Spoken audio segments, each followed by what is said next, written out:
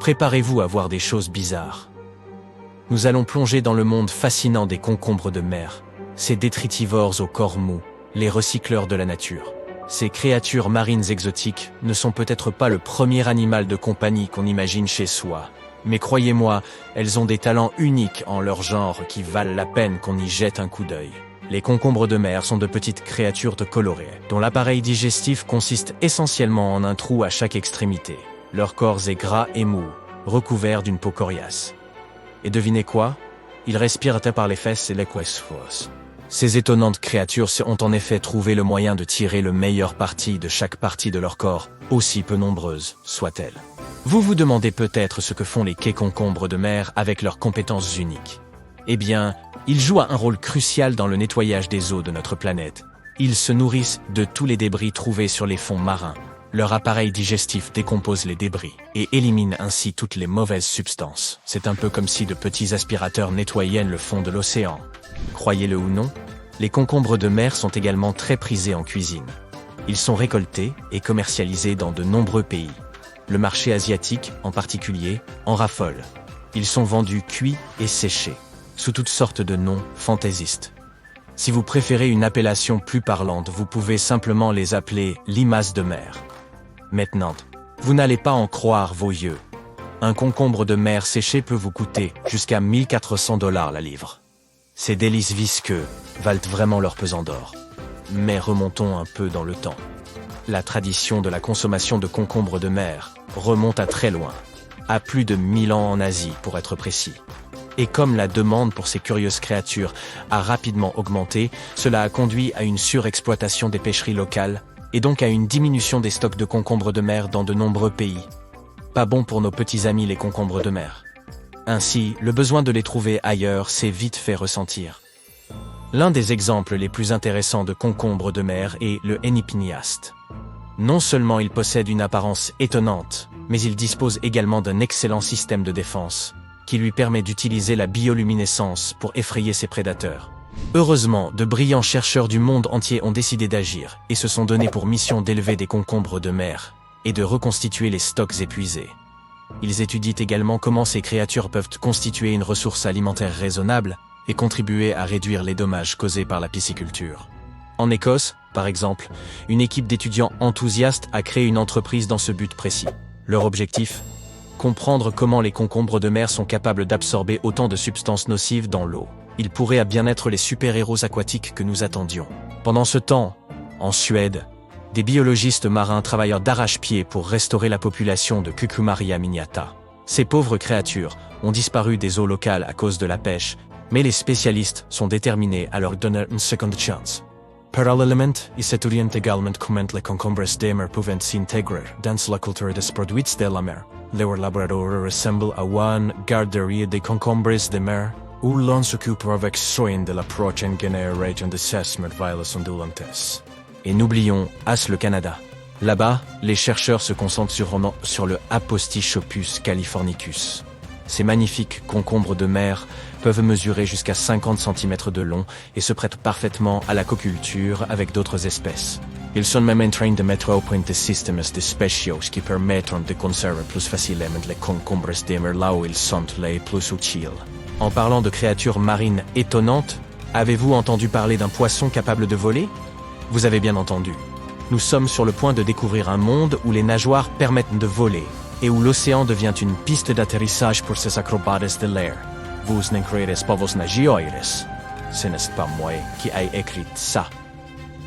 Alors, imaginez la scène. Vous vous prélassez dans les yeux chauds de l'océan. Ça ne vous préoccupe de quoi que ce soit, quand soudain, vous voyez un poisson qui s'envole dans les airs, comme une torpille.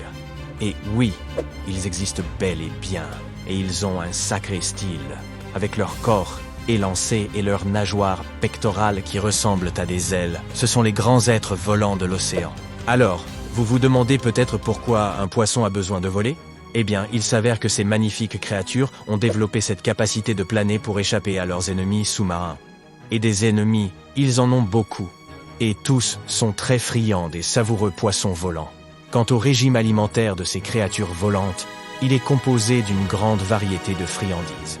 car ces poissons sont de véritables gourmands. Ils adorent par exemple le plancton, miam. Qui aurait cru que de minuscules organismes flottants pouvaient être aussi délicieux? Regardons à présent de plus près l'album de famille des poissons volants. Une quarantaine d'espèces connues se pavanent dans le ciel. Et voici un fait amusant. Toutes ces espèces ont une queue fourchue et asymétrique, le lobe inférieur étant plus long que le lobe supérieur. D'ailleurs, ça rappelle un peu la version poissonneuse d'une coiffure bizarre. Et ce n'est pas tout. Certains de ces drôles de volants ont même des nageoires pelviennes surdimensionnées, ce qui donne l'impression qu'ils possèdent 4 ailes. Pouvez-vous imaginer la jalousie du reste des poissons lorsqu'ils voient Bunch passer ces pionniers de la mode?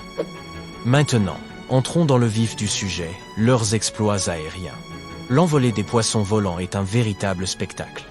Tout d'abord, il prend de la vitesse sous l'eau pour atteindre une vitesse fulgurante de 37 miles km/h. C'est plus rapide que certaines limitations de vitesse de voiture. Puis, telle une fusée prête à décoller, il s'incline vers le haut et brise la surface de l'océan pour s'envoler. Mais il ne s'arrête pas là. Ces amateurs de sensations fortes peuvent atteindre des hauteurs de plus d'1 mètre dans les airs. Pouvez-vous imaginer la vue de là-haut? Ils planent dans le ciel et parcourent de longues distances, l'équivalent de marathon pour les poissons. Il voit la meilleure reporter. Lorsqu'ils s'approchent à nouveau de là-haut, ils peuvent battre de la queue et poursuivre leur vol sans retourner complètement dans les profondeurs. Ces poissons volants sont aussi des adeptes de la vie nocturne. Tout comme les fêtards se pressent autour d'une boule disco scintillante, les poissons volants sont attirés par la lumière. Les pêcheurs astucieux en profitent et installent des canoës avec juste la bonne quantité d'eau pour que les poissons soient donc à l'aise mais ne puissent pas s'en échapper.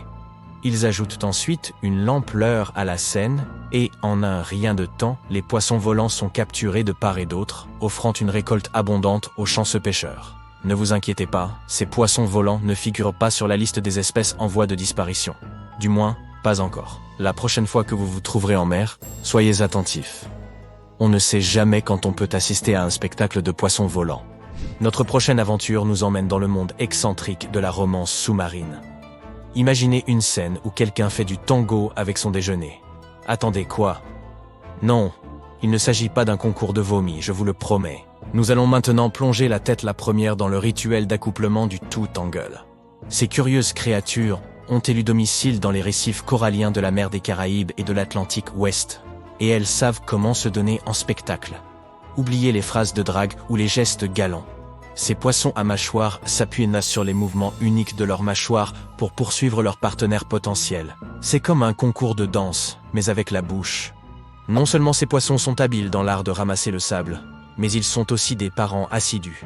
Tant de talents cachés. Les mâles font passer leurs devoirs parentaux au niveau supérieur, en portant les précieux œufs dans leur bouche géante jusqu'à ce qu'ils soient prêts à éclore. C'est comme s'ils avaient leur propre garderie aquatique. Lorsqu'ils ne sont pas occupés à nourrir leur progéniture, ces poissons mâchoires transforment leur bouche en outil de combat.